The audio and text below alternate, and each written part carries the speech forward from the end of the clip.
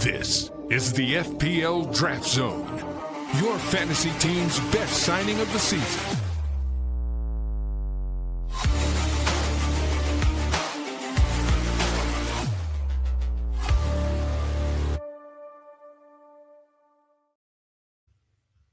Hello and welcome to the FPL Draft Zone, a podcast all about draft FPL. I'm Dom Crofts. I hope you are well. And we've got a very special episode for you today because I have something on this show, or someone on this show, which is the rarest of rare things. It is another FPL Draft content creator. There's not many of us, but this one's a good one. It's Doug from Win Your Draft League. Hello, Doug. How are you doing? Doing great. Thanks for having me, Dom. Thanks so much for coming on. Now, I am a big fan of what you do. I'm sure there are other listeners and viewers to this show that also are well aware of what you do. But for those who don't know, tell us a little bit about Win Your Draft League.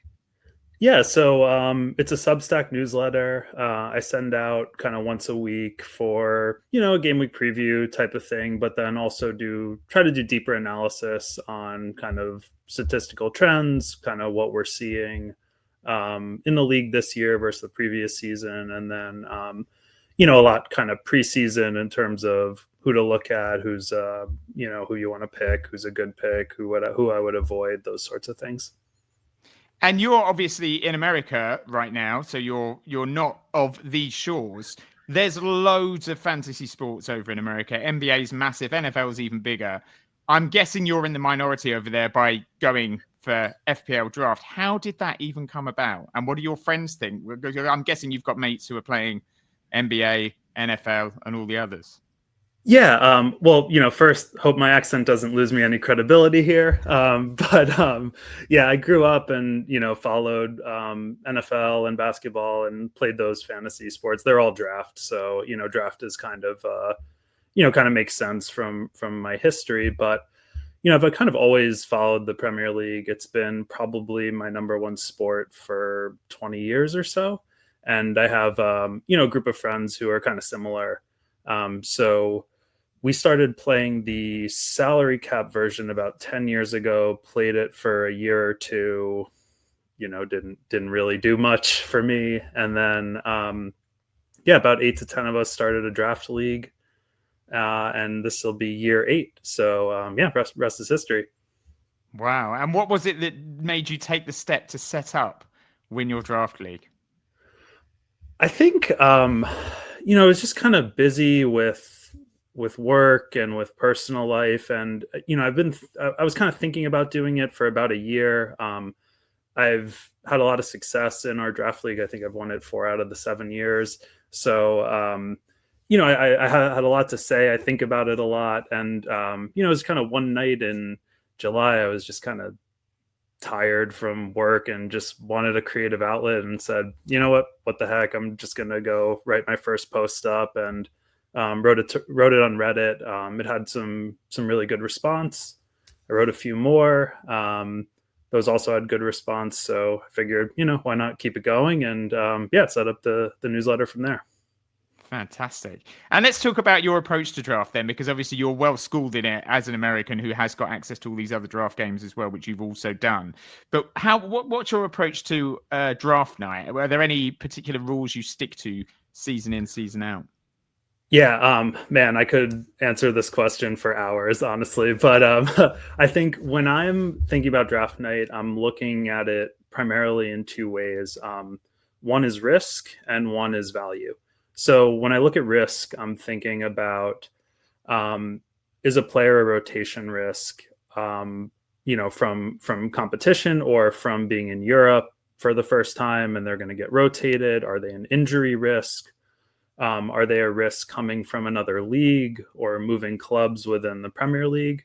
And those are the primary ways I look at risk. And I heavily penalize players in the first 3 to 5 rounds if there's any risk. There's also always some transfer sagas going on too, so those players always get penalized. I really try to minimize uncertainty in those first 3 to 5 rounds.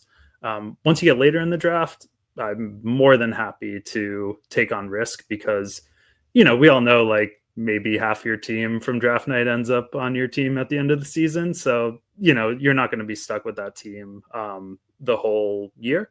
So why not take a risk on 3 or 4 guys? And if, 1 or 2 of them hit, then you'll be in a great position.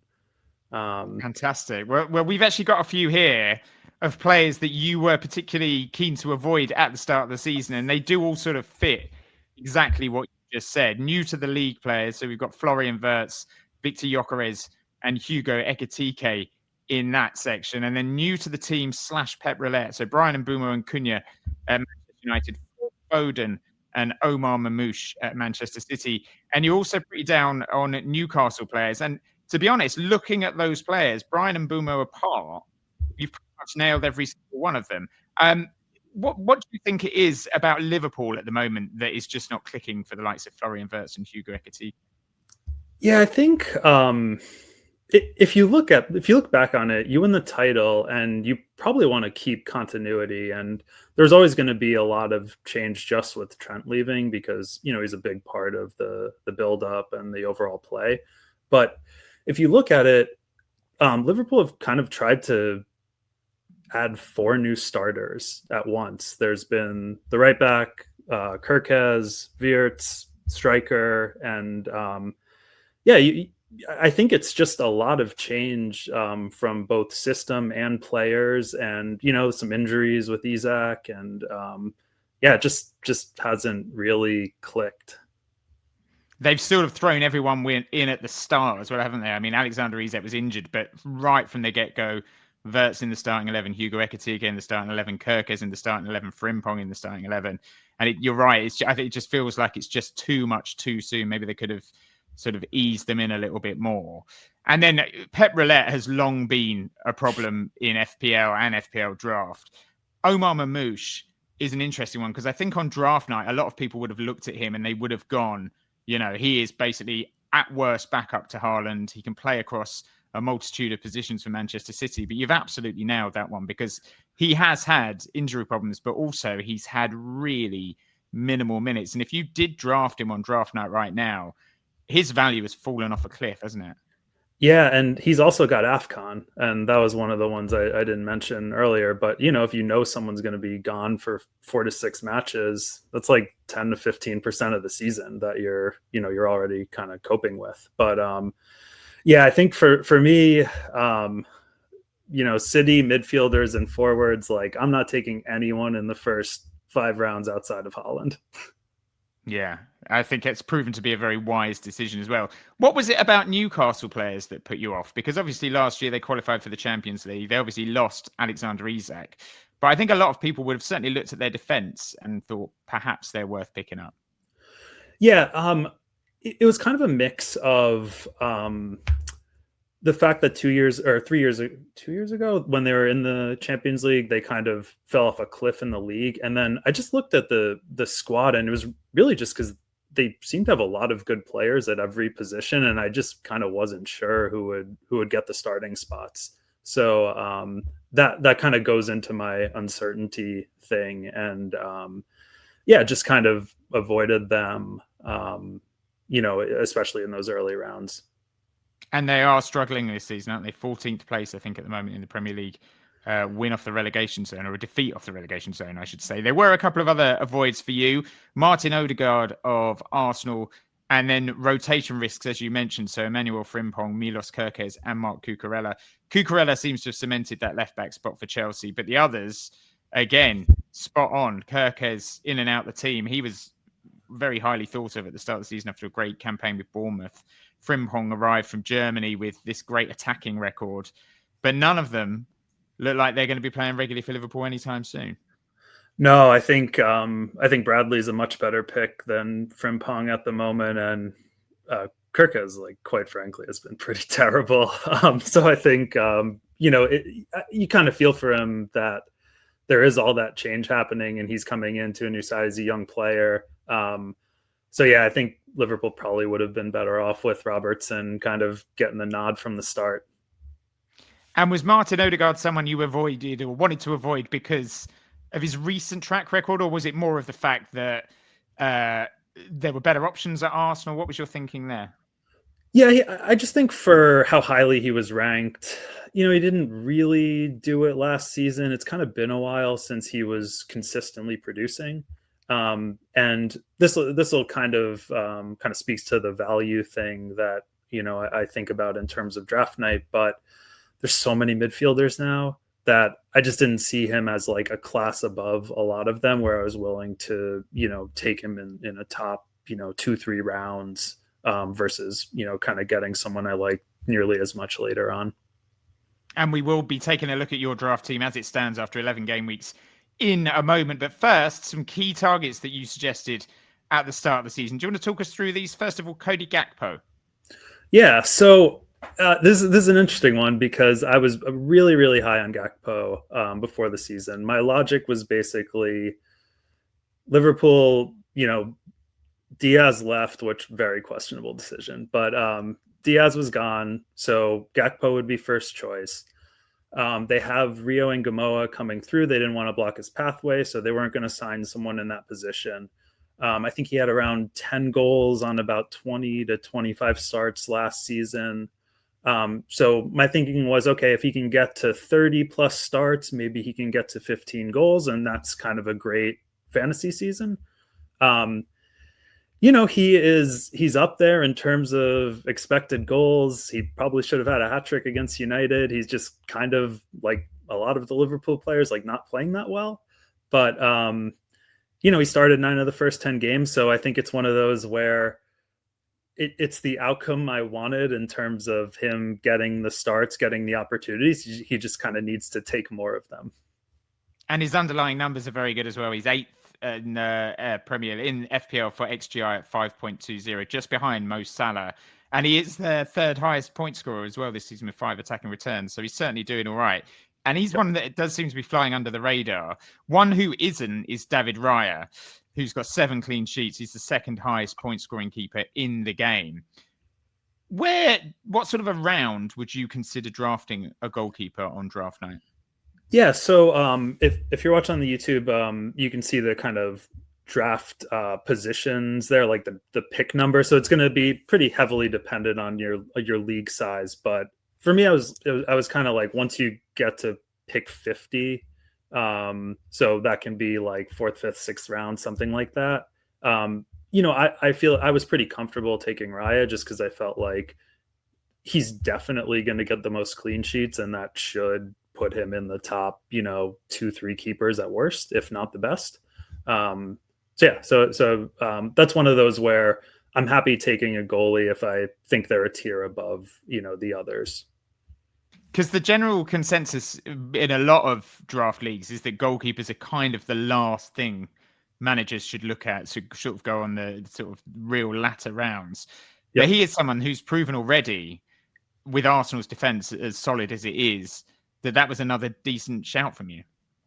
Yeah, and I think that logic is sound unless there's one that you are like so confident is going to be better, or at least among the top 2 or 3. If I hadn't taken him, I probably would have waited till a later round for a keeper. Okay. Another one on the list from you was Yankuba Minte of Brighton and Hove Albion. He's had 6 attacking returns this season. He is currently the 12th highest scoring midfielder in the game. Why were you so high on him at the start of the season? Yeah, so whereas I avoid risk with first-year players, I really like second-year players in the Premier League. So, he moved to Brighton last year. He really passed the eye test for me. He looked dangerous. And yeah, I just kind of thought he had a level to go up. And he's been great. I think like he probably could improve his end product a bit. I'll probably be recommending him next year too, just because I think he probably has another level to go up. But in terms of just getting into dangerous positions, and I think he's really strong. And Elliot Anderson was another recommendation from you. He's got 6 DEFCONs so far for the season, which is the highest in the game. He's got a goal to his name as well. He's now a regular England international. When you looked at him pre-season, was it the introduction of DEFCON that made him appealing as an option? Yeah, definitely. Mainly for DEFCON there. And, kind of saying pick 95 plus, kind of a later round midfielder should be relatively solid. If you're in an 8-team, 6-team league, you might not take him, but I just thought he was a really good player, past the eye test for me. I thought he would add a bit more attacking returns this year. That was the other thing, but they Forest has kind of been a mess, onto their third manager, but I think he got his first goal this past week, so maybe there's kind of more to come from him. Yeah, it could be the start of something very nice indeed if you're an Anderson owner. In terms of surprises for the season, and there have been a few, I asked you before the show to come up with a few players and clubs that have surprised you this season. First up, one that I think we're all a bit surprised by is Sunderland, who are 4th in the league. They're ranked 6th in the league for expected goals conceded, and they're still unbeaten at the Stadium of Light. Were they even in your thinking on draft night, or has this come as a real shock? Oh, absolutely not. I mean, total shock. I think for most people, I think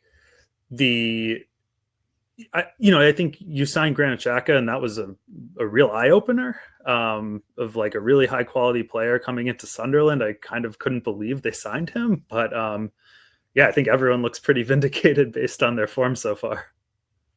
And Enzo Fernandez was another player who was high on your list of surprises. He's now, at the moment, ranked 4th for XGI in the league, expected goal involvements of 6.23. He's already got 6 attacking returns for the season. Last season, he walked away with 14 attacking returns, well on course to, at the very worst, match that.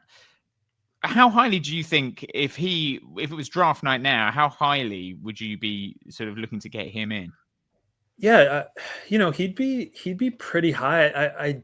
He's probably benefited a bit from Palmer being out, but I think, he's someone who would be a kind of high middle tier midfielder for me. Not in the highest tier, but I thought he would be decent, but that's a big number for attacking returns and XGI already this season. I wasn't expecting it to be up there. And the thing with him as well is that obviously last year Cole Palmer was playing in the sort of number 10 role, and he was still returning from a deeper midfield role. So even though Palmer's still to return, João Pedro's another option, Liam Delap's back fit again, I don't think it's going to affect his numbers that much, even if he plays a little bit deeper. He's certainly shown enough that he can continue getting those returns. Yeah, agreed. Jorginho Rutter is another one that you listed as a surprise. Tell us what kind of a surprise it is with Rutter. Yeah, this is the bad surprise. I kind of grouped him in with Minta a bit, whereas I thought Brighton would have a pretty good season. They don't have Europe, so they'll be focused on the Premier League. He passed the eye test for me last year, his second season again, but yeah, it hasn't come off for him. When I've caught them, he just hasn't been getting into attacking positions. And my hope with him was that he would start the season at number 9, and he did. But he just kind of never got into those dangerous positions. And like the ageless Danny Welbeck has rightly overtaken him again. Yeah, it's a real surprise because I was in the same camp. I thought Rutter would have a good season, but now they've obviously got the 2 Greek forwards as well, who are going to be competing for minutes up front. 0 goals so far for Rutter this season. Has got 3 assists from an XGI of 1.7. The only thing in his favour is maybe the fixtures are becoming a little bit more favourable for Brighton. In their next 4, they've got 3 home games against Brentford, Villa and West Ham, and they go to Nottingham Forest as well. Your other surprise so far, and again, I think this is a surprise that has shocked most people in FPL, is the state of Liverpool, but in particular, it's Liverpool defenders. Yeah, and I think it's the midfield kind of not working well, leading to the defense getting exposed. But yeah, they just haven't been very good. And I will say I would still take Van Dijk, and I would take him highly. He is getting DEFCON points. He kind of always chips in with like 2 to 4 goals. He had that one ruled out against City, which probably should have stood. So if that one goes in, he's probably closer to the top of where most defenders are right now. But yeah, they've been a disappointment, especially if you took one of the outside backs. Liverpool's fixtures turn quite nice over the next few weeks. Van Dijk is definitely not going to be available on any waivers, but if the other options at the back were, who from that Liverpool backline would you be targeting above all the others? Definitely Connor Bradley. I think he is pretty certain to keep that position. They experimented with Szoboszlai there, but he's probably too important to the midfield to move back to right back. And Bradley, he has a real threat going forward. Also, I wouldn't be surprised to see him chip in with a goal. So he's the one that I would definitely choose.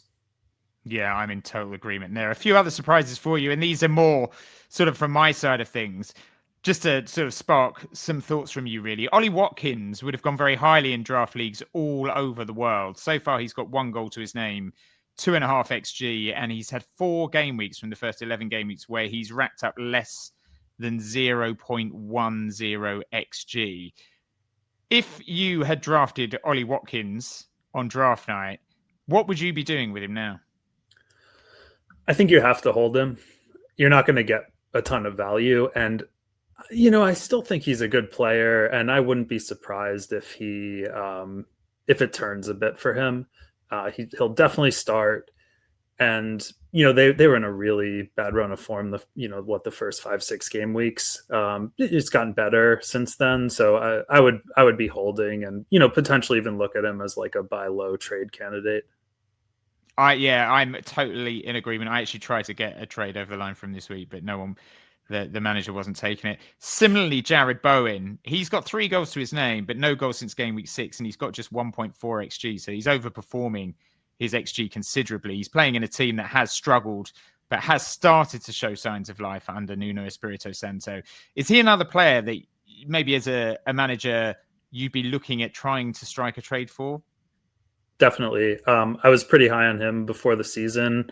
I think he's one of those guys where the floor is very low. So I think he's still, he's not he's not hitting the heights you would want from a first or second round pick, but he's not, kind of has 0 returns and 25 points for the season. So I think I'm always a Bowen fan, and they've looked a little better under Nuno, so there's potential there for him to kind of kick it up, and I'm sure by the end of the season we'll look at him and he has 186 points again, and another really solid season. He is Mr. Consistent, isn't he? Even in a team like West Ham, who struggle year in, year out, he's always up there as one of the top point scorers. We've got a couple of midfielders to talk about here as well. Ryan Gravenberch and Moises Caicedo. Gravenberch has got 5 attacking returns for the season. Moises Caicedo's got 4, and Caicedo's got 5 DEFCON returns as opposed to Gravenberch's 1. Both of them vastly outperforming their XGI. Gravenberch's got 5 attacking returns from 1.1 XGI, and Caicedo 4 attacking returns from 1.3 XGI. If you had Caicedo, you've got the guarantee of DEFCON. So I'm guessing you're full in the camp of wanting to hang on to him if you had him as that sort of safe 4-point returner. If you had Ryan Gravenberch, would you be trying to sort of use him as a make weight in a deal? I probably would. I think the attacking returns are unsustainable for both of them. But like you mentioned, Caicedo with the DEFCONs, he's going to be, if not in the top tier of midfielders, like probably 1 tier below that, kind of guys, like a Sarr or Murphy from last season where, they weren't, quite up there, but they were kind of in that second tier. So I would definitely hold on to. Gravenberch, because he's not going to get the DEFCON points, I would say you can probably, sell high on him. Yeah, I'm in agreement there as well. A couple more for you. Thiago of Brentford, who obviously joined the club last year, got an injury that pretty much ruled him out for the season. So no one was really sure what Brentford had at the start of the campaign, but he's certainly impressed this year, isn't he? Yeah. I think I was a bit higher on Brentford than others kind of coming into the season. I was like pretty high on Shada, but he kind of hasn't hit the heights. I think with Thiago, if the Vissa situation was sorted out, I probably would have tried to take him. because, kind of guaranteed striker. And, I think Brentford, it's like there's still some stability there because they promoted a coach who was already there. So it's not learning a whole new system. There's not all those extra variables in there. Yeah, that's an interesting thought process, isn't it? Because Keith Andrews, I think a lot of people had question marks about him given his sort of lack of experience, but he has shown that he's doing all right there. And Thiago is one of those players that if you picked him up on draft night, you're absolutely rubbing your hands right now. He's been an absolutely brilliant signing. 8 goals and from 5.8 XG. And then the last one, Declan Rice. So obviously Arsenal have got a lot of options across the side that would be extremely nice signings for any draft manager. Declan Rice probably would not have been among the first 2 or 3, really. He's walked away so far with 6 attacking returns from 3.6 XGI. He's also got 3 DEFCON across all the set pieces. If it was draft night now and you had your pick of the Arsenal players, how many Arsenal players would you pick before you got to Declan Rice? Ooh, good question. So definitely Saka. Oh, that might be it, though, in terms of the midfielders and forwards, because I think, there's a lot of competition in there. So someone like Eze would be really attractive if he was guaranteed starting every week, but that's not really the case. Odegaard, I kind of, talked about earlier. I think Rice, I kind of look at him and Caicedo similarly, where they're kind of like pretty decent, like potentially ownable, definitely in bigger leagues last season, but adding in DEFCONs for them, can get them an extra 40, 50 points potentially from this season. And that would put them kind of in that higher tier of midfielder. Yeah, I think you're right. Declan Rice has had an amazing season. And obviously he's got that set piece threat as well. And he scored free kicks last year against Real Madrid in the Champions League. So if he can replicate that in the Premier League, then that's another string to his bow. Are there any other players that maybe haven't had the start to the season that maybe it's because of injury or loss of form that you're expecting to see make real steps forward between now and sort of the middle of next year? Yeah, I think there's a few. One coming back from injury would be Solanke. I think he's got a chance to get that number 9 spot locked down. It's always hard coming back from injury, so I proceed with caution, but I think he's got some upside. In terms of other guys with upside, if he actually gets minutes, which doesn't look that likely, Esteval looks like incredible when I've seen him. He's got great XG numbers, and when I've watched him, he's really looked kind of a class above the other 12 or 14 wingers Chelsea have had in the last 3 years. So he's someone where if like Neto picks up an injury, I would be running to pick him up. And then the last one, I haven't really been convinced by Gyökeres this whole time. And, Marino might complicate this a bit, but I think there's a chance Havertz ends up as the number 9 for Arsenal. And if he gets those minutes, he's going to be, someone you definitely want to bring in. Today as well, it's been revealed that he's picked up another knock, which means that managers, but it's a thing. I think it's a small to medium. I don't think it will keep him out for too long, but it means his return isn't as imminent as I think a lot of people thought. But that means that some managers are probably going to drop him back onto the waivers. So he is definitely someone who is a good shout. I think he could easily take that mantle as Arsenal's forward going forward. Let's take a look at your draft team then, because this is where we stand after 11 weeks. For those of you who aren't watching on YouTube, I'll read it out. So in goal, you've got Raya, and then at the back, you've got Gabriel. So double Arsenal defense, which is always a nice position to be in. Mateus Nunes of Manchester City and Collins of Brentford. You've got Dan Burn and Ait Nori as well at the back. A midfield 5 of Jacob Murphy, Morgan Gibbs-White, Granit Xhaka, Cody Gakpo, and Yakuba Minte. So a couple of players there who were in your high on list earlier. And then your strikers, Erling Haaland, not bad, Evan Nielsen and Igor Jesus. With I should say Kepa as well as your backup keeper. So you've got the lock on the Arsenal keepers as well. Talk to us about how draft night unfolded then. I'm guessing, and I don't think it's too big a guess, that Erling Haaland was your first pick. Yeah. If you can get the first pick overall and get Holland, I would highly recommend that. It's been great. I've never had him on my team before, so it's been really fun. Um, and then, kind of after that, like I mentioned earlier, I really prioritize kind of certainty. So players like Gakpo, Evan Nielsen, Gabriel, Raya, pretty certain they're going to start the season and, get a long runway. Evan Nielsen's been, a bit of a disappointment in terms of output. He still kind of plays well when I've seen him. So hopefully that one turns around a bit. And then, yeah, looking at some of the other guys, I think Nunez is one where, if I'm speaking about risk and being willing to take risks later on, I think he's the type of player I'm looking at where if you can lock down one of the outside back spots for City, you're going to be a really high point scorer. And I've never really bought the whole Rico Lewis thing, so I thought he had a pretty good chance. And then, one that didn't work out there is Zayd Nouri because he got injured. I think if he didn't get injured, he probably would have kept starting. And, he was kind of almost playable on Wolves. So I figured if he was playable on Wolves, like imagine him on City.